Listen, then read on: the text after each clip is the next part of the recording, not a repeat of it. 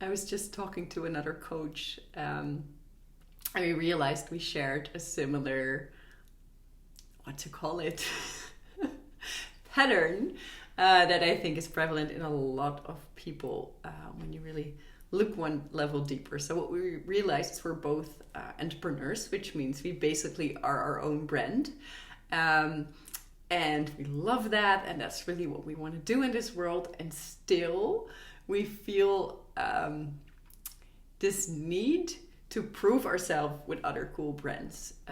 And maybe when you do a little do this little exercise with me, you'll understand what I talk about. So when you hear that somebody works at a cool company, a company that's considered cool in society. For example, my husband used to work for Google. He's an entrepreneur now too. But when people hear you work for Google, they have this whole story about you're probably smart. This is a super cool, fancy, awesome place to work, blah, blah, blah. So they make you a bit cooler. You go higher in the hierarchy of cool people because you have this brand name on your forehead. And so when I tell people that I work as a coach, I have my own coaching business, I often notice that they're not really certain how to respond to that, what to ask me about that. Whereas with Google, we have this cool story that sort of forms in our heads. And so what I and the other coach, what we noticed is that we still, even though we don't want to work in big corporates, we both have this experience, but we don't want to be there. We still feel this societal pressure of, I need to have a cool brand name on my face, or life would be easier if people would see that I'm part of, I don't know, whatever kind of cool company. And this is something that we do a lot, whether you're aware of it, as I'm now, or not.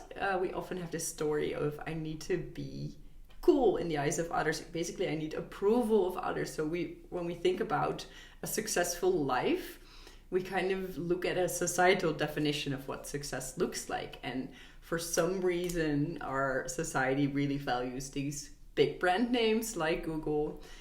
We value productivity, so we find it really important. We find people that work hard. We find that important and cool. Even though maybe you're listening to me now and you're like, well, I think work-life balance is way more important. There is a subconscious process in you that thinks that people that are CEO of a company are impressive people.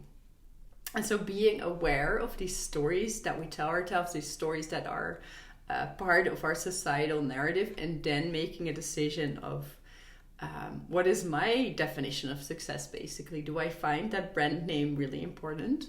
Do I find working super hard really important? Do I need that external validation that comes with the big brand name, the big title on your business card? Actually gives you a lot of freedom when you're aware of what is true for you. So that would be my reflection question for you for today. Think about, what is your truth when it comes to success?